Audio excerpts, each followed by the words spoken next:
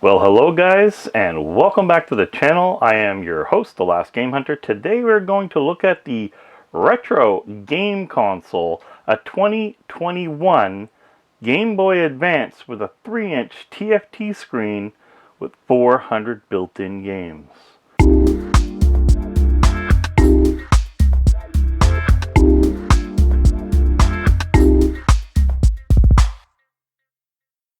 Now before we start, take a look at the rebuild I did on one of these Game Boy Advances that it apparently is supposed to mimic. So I brought this out to do comparison as per how the build and feel is versus this guy. So I had this guy out just to charge it up, and I have done nothing more with it to make sure that when I turn it on, we get a full experience here and see what it is like. So right off the bat, I want to go over how this feels. I mean, we all know how a Game Boy Advance feels and how nice the buttons feel. There's no click, like there's a nice clicky, but not noisy clicky feel to it. And I mean, this is brand new inside out because I completely refurbished it. Now this is brand new, period. It just came in. So now let's open it up, see what we get inside the box, take a look at the outer shell, compare it, and then turn it on and see what kind of games are on it. So I'm not expecting much, as I mean, it is a Chinese knockoff of the Game Boy Advance. Will it play Game Boy Advance games? I don't know. It says built-in 400 classic games, retro game. I have my doubts. There's not much more on here other than backlit. It can plug into a television. It's got a super wide LCD screen. And your key features: has a console, an AV cable, a USB charging cable, and a user manual. So it's a slide off. The box is kind of nice, I'll give it that. It's a very strong, well-made box. When we are first opening the box, you're greeted with the unit packed in that nice, kind of soft, safe plastic. We'll get to that after. Then we pull this out. You have your shell piece, USB charging cable, and to my surprise, it was actually one of the old style USBs. And the only thing cool about that is they don't wear out as easy as the micro. I would have loved it to be a USB-C, but this is probably the better of the two for just plugging in and charging. The only downside to that was I don't have as many of these lying around anymore as I used to, so if I lose this one, might be in a little bit of trouble. Then we're greeted with the not high-end cable at all. It's just a mini, and I say mini because it's very small. I'm not going to call it a 1/8, to a video and an audio. So it doesn't have stereo audio, just right off the start, and it's falling out of its Ziploc, whatever. Who cares? We didn't buy it for that. We bought it for a portable, and of course we get the toilet paper. Now this toilet paper may not be, it's pretty basic. I don't even, is there English? English, there we go. Retro FC. So it's actually called the Retro FC. It doesn't say that on there anywhere at all, but it says Retro FC right here on the instructions, as you can see here, and it's just your basic layouts of the product. Now, the product itself. I got this one in a see-through red. Why? Because it looks good. So first things first, because it might actually tarnish the video, we'll take off the screen protector. Alright, it's a Game Boys. Game Boys. Game Boys. Not a Game Boy Advance, silly. It's a Game Boys. Huh, let's see here. It is exactly the same size. They are identical. I don't want to scratch. I know my glass shouldn't scratch, but I don't want to scratch it. But anyway, they are the same size. Everything's laid out the same.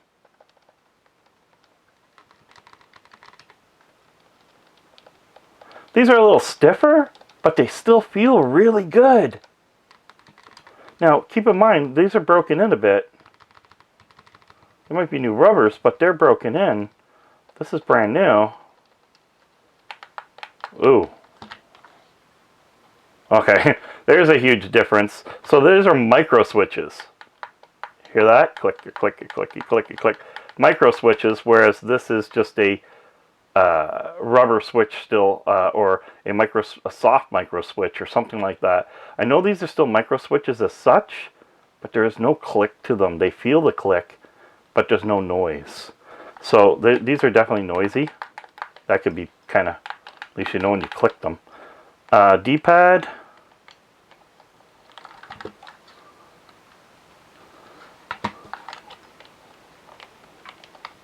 It feels pretty good, but I guess I'm going to have to know that in games. It's a little clicky, whereas this one's more springy. And then you got your start and select, which feels absolutely identical.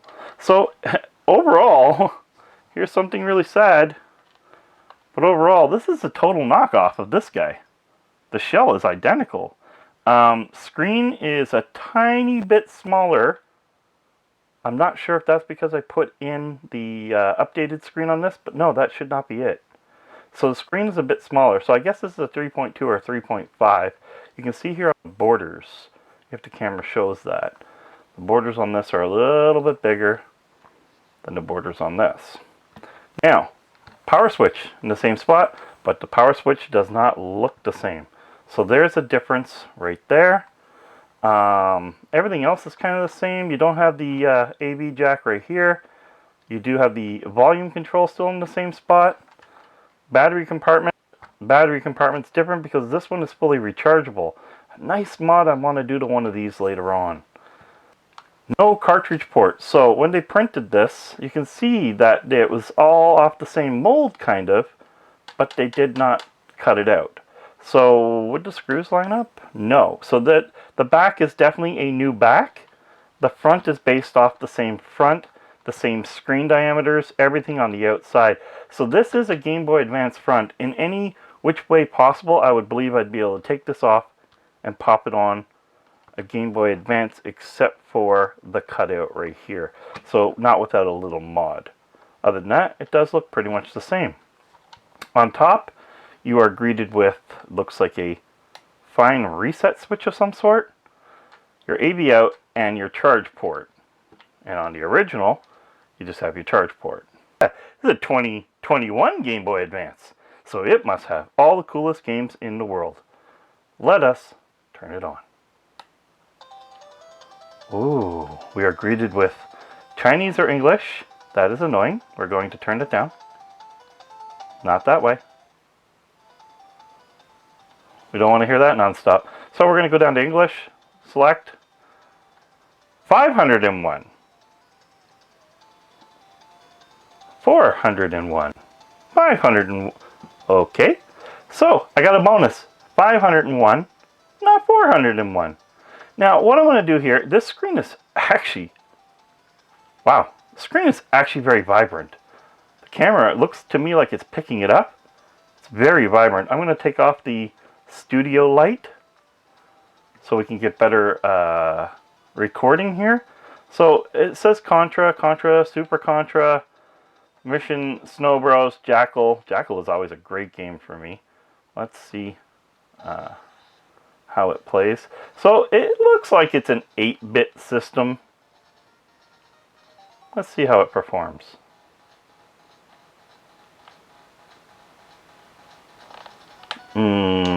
This D-pad is got questions.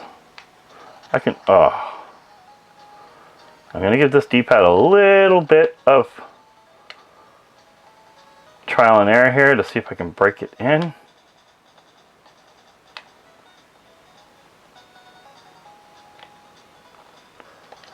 I normally love top downs, but this is really getting on my nerves.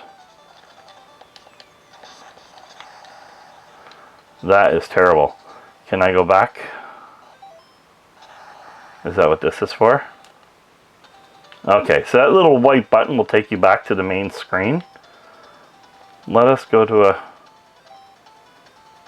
Donald Magic Mappy. Really. Dinosaur Police versus these are terrible. Ninja 2. Let's take a look at Ninja 2.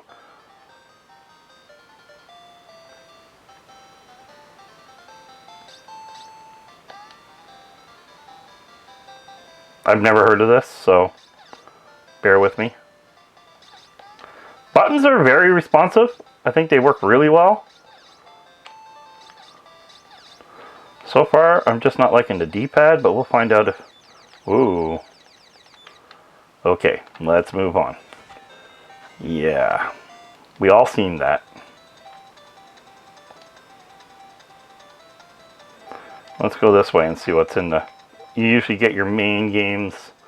Alright, let's try Super Mario Brothers and see how well the D-pad plays around with that.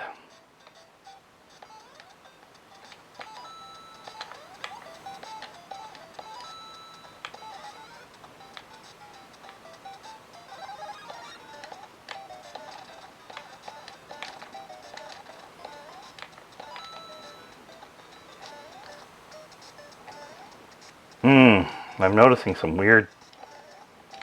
The screen, though, is so far amazing. Why would you put such a great... The D-pad.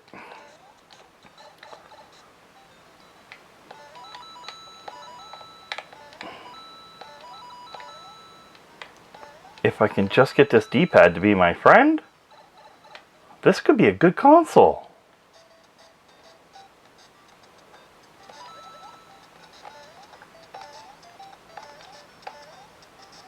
Very responsive. Like, as far as the buttons go, this thing is solid. The screen, solid. The vibrancy in the screen, solid. It is actually a really nicely built unit. But this D-pad, let's go to a different game.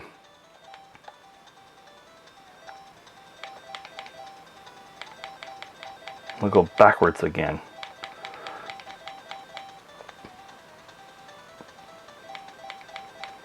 Toy Story? Got to.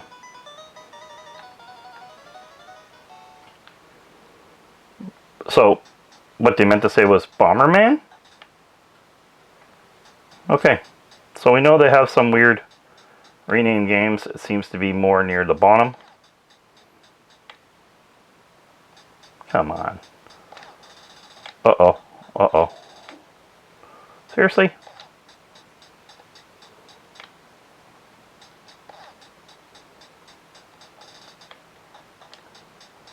Now see, for a game like this, it's not so bad. Oh, finally got one. Uh-oh. I get stuck a lot. Like a lot. The D-pad. The D-pad. Let's go to a game where I get to use the D-pad. To really use the D-pad. Let's see here. I don't know why I went backwards. Yeah, Kung Fu is there. Stargate.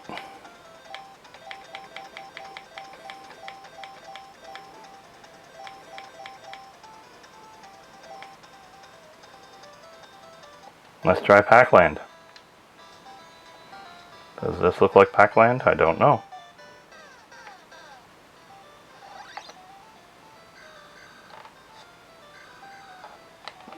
Oh, I have no idea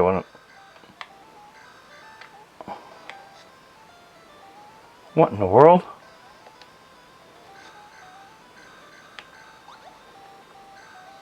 Okay, this is weird. Okay, just because I don't know how to play this, I'm not going to blame the D-pad. That just seemed odd. So let's go back to the beginning here. Let's try Double Dragon. On the worst console ever. Because this version of Double Dragon would have been best played on a Master System. Just saying. Ah!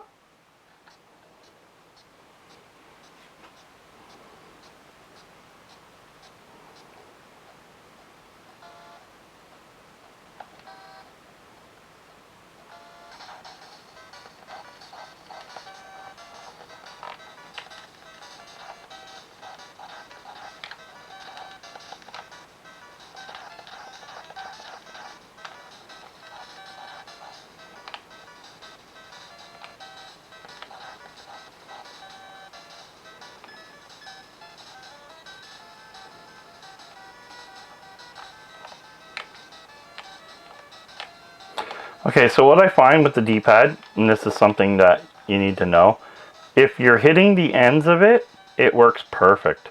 But you know, on your original, you can pretty much just go from side to side in the middle. Oh, now it's starting to do it, but not quite. I think that it just needs to be worked in.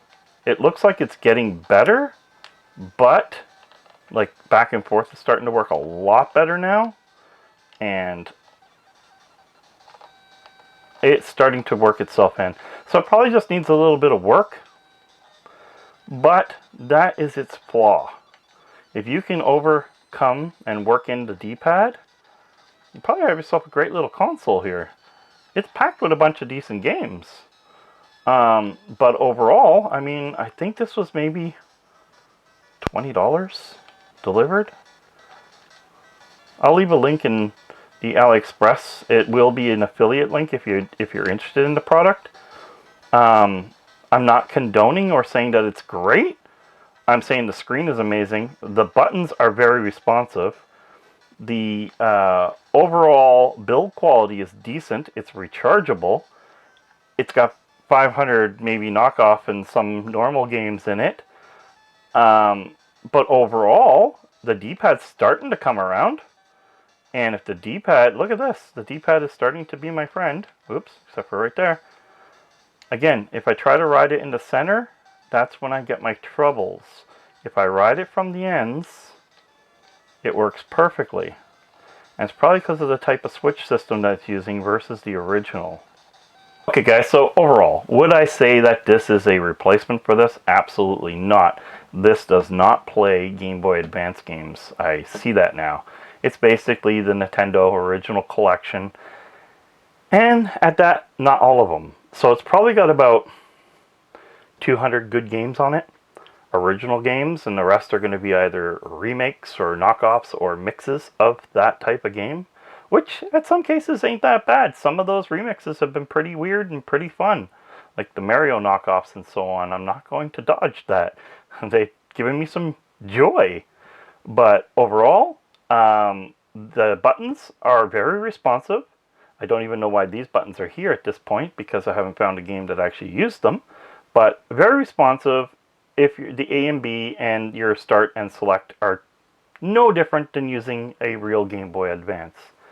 The D-pad. The D-pad is, of course, as you've heard me say it in the game, my weak spot. If you hit the D-pad in its right spots, it is actually pretty good. It does respond when you do actual hitting of the proper area.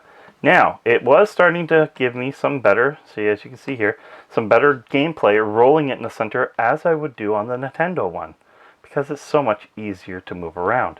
Now, that to me is just a lack of playing. I think that would be broken in. Not saying that it won't, okay? I'm just saying that there's a big possibility it was getting better as I was playing this machine. And that is important, because if it doesn't quite give in and give me what I want from the D-pad, then this thing is absolute junk.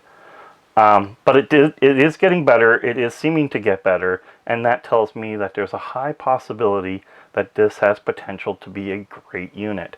Now, down the road, maybe I'll give it to my kids.